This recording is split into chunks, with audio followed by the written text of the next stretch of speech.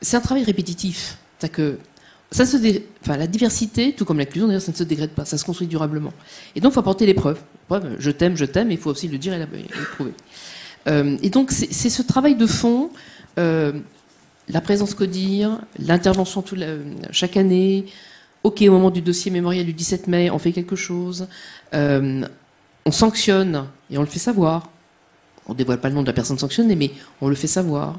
On remet le sujet sur la table dans les COMEX et dans les CODIR, c'est important. Nous, on a imposé ça sur la signature de la charte.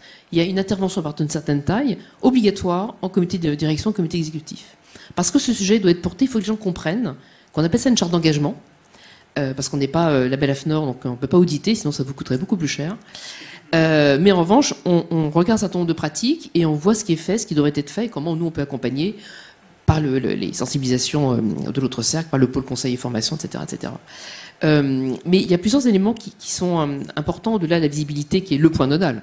Visibilité pour faire partie du corps social, pour activer les droits ou pour alerter quand il y a un dysfonctionnement d'un collègue, d'un supérieur hiérarchique, d'un client ou d'un fournisseur. Mais c'est aussi l'enjeu, moi je mets du point de vue de l'employeur, il y a un enjeu de marque employeur. À un moment donné, on ne peut pas se dire politique RSE, objectif de développement durable, entreprise engagée, politique inclusive, et qu'à un moment donné, ces critères-là ne soient pas traités de la même manière, même si parfois c'est plus complexe. Il y a aussi pour moi, un élément important en termes d'impact, c'est le turnover. Moi, je me souviens, il y a 10-15 ans, certains qui nous disaient, même si je suis chassé ailleurs en tant que consultant, je reste là où je suis, parce que je sais que d'abord je suis visible, et je n'aurais pas besoin de refaire un coming out ou de prendre le risque de rencontrer quelqu'un.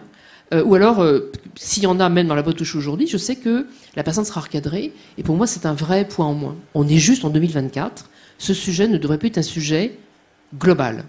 Qu'on traite des dysfonctionnements, il y aura toujours des gens racistes, antisémites, sexistes, LGBT-phobes. La question, c'est que dans le cadre du travail, qui est le seul endroit qui est safe aujourd'hui, on a quand même plus de 28% d'augmentation des violences à l'encontre des personnes LGBT+, dans le rapport de SS-homophobie, et plus les réseaux sociaux, qui sont extrêmement violents. Le seul endroit qui est tenu aujourd'hui, où il y a des règles, où il y a des directives, où il y a un règlement intérieur, c'est le lieu de travail.